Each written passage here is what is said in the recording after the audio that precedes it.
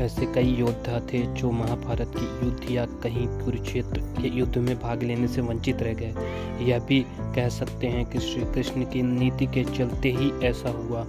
तो दोस्तों, हम उन योद्धाओं के नाम जो महान युद्ध का हिस्सा नहीं बन सके, यदि वे इस युद्ध में होते तो क्या दिलचस्प हो जाता। तो इसके बारे में दोस्तों सबसे पहले चैनल को लाइक, सब्सक्राइब, शेयर जरूर कर लीजिए।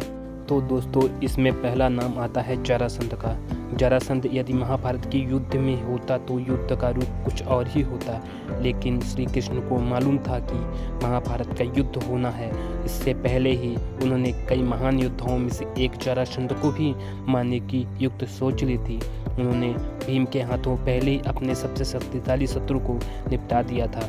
जरासंध को मारना ही बहुत ही मुश्किल था। इसमें दूसरा शिशुपाल था। जरासंध का खास और श्री कृष्ण की बुआ का लड़का शिशुपाल भी बहुत शक्तिशाली था। श्री कृष्ण ने प्रण किया था कि मैं शिशुपाल के 100 अपमान क्षमा करूंगा, अर्थात उसे सुधरने के 100 मौके दूंगा। शिशुपाल रुक्मिणी से विवाह करना चाहता था। रुक्मिणी के भाई रुक्म का वह परम मित्र था। रुक्म अपनी बहन का विवाह शिशुपाल से करना चाहता था और रुक्मिणी के माता पिता रुक्मिणी का विवाह श्री कृष्ण के साथ करना चाहते थे, लेकिन रुक्म ने शिशुपाल के साथ रिश्ता तय विवाह की तैयारियां शुरू कर दी थी। कृष्ण रुक्मिणी का हरण कर ले आए थे, तभी से शिशुपाल कृष्ण का शत्रु बन गया। श्री कृष्ण ने उससे 100 अपराध के बाद उसका वध कर दिया था। इसमें तीसरा योद्धा एकलव्य था। महाभारत काल में प्रयाग इलाहाबाद के तटवर्ती प्रदेश में सुदूर तक फैला श्रृंगेरपुर राज निषाद राज हिरण्यधनु का था पुत्र था। गंगा के तट पर अवस्थित श्रृंगेरपुर उसकी सुदृढ़ राजधानी थी। हिरण्यधनु के मृत्यु के बाद एकलव्य वहाँ का राजा बना। विष्णु पुराण और हरिवंश पुराण के अनुसार एकलव्य अपनी विस्तारवादी सोच के चलते जरासंध से जा मिला। जरासंध की सेना की तरफ से उसने मथुरा पर आक्रमण करके एक बार यादव सेना का लगभग सफाया कर दिया था। बाद में उसका युद्ध श्री कृष्ण से हुआ और वह मारा गया। इसमें चौथा योद्धा भगवान कृष्ण के बड़े भाई बलराम ने श्री कृष्ण को कई बार समझाया कि हमें युद्ध में शामिल नहीं होना चाहिए, क्योंकि दुर्योधन और अर्जुन दोनों ही हमारे मित्र हैं। ऐसे धर्म संकट के समय दोनों का ही पक्ष न लेना उचित होगा। बलराम जी शिविर में जाकर दुर्योधन से कहते हैं कि अब जिस तरफ कृष्ण हो उसके विपक्ष में कैसे जाऊं। भीम और दुर्योधन दोनों ने ही मुझसे गदा सीखी है, दोनों ही मेरे शिष्य हैं, दोनों पर मेरा एक जैसा स्नेह है। इन दोनों कुरुवंशियों को आपस में लड़ते देखकर मुझे अच्छा नहीं लगता, अतः मैं तीर्थ यात्रा पर जा रहा हूँ। इसमें पांचवा योद्धा कालयवन था।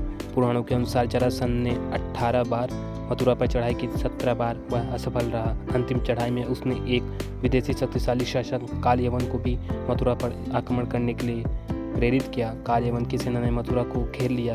उसने मथुरा नरेश के नाम संदेश भेजा और युद्ध के लिए 1 दिन का समय दिया। श्री कृष्ण ने उत्तर में भेजा कि युद्ध केवल कृष्ण और कालयवन में ही हो, सेना को व्यर्थ क्यों लड़ाएं। कालयवन ने स्वीकार कर लिया। कृष्ण और कालयवन का युद्ध हुआ और कृष्ण रण की भूमि छोड़कर भागने लगे तो कालयवन भी उनके पीछे भागा। भागते भागते कृष्ण एक गुफा में चले गए। कालयवन भी वहां घुस गया। गुफा में कालयवन ने एक दूसरे को मनुष्य को सोते हुए देखा। कालयवन ने उससे कृष्ण समझकर कसकर लात मार दी और वह मनुष्य उठ पड़ा। उसने जैसे ही आंखें खोली और इधर उधर देखने लगा, तब सामने उसे कालयवन दिखाई दिया। कालयवन उसके देखने के तत्काल ही जलकर भस्म हो गया।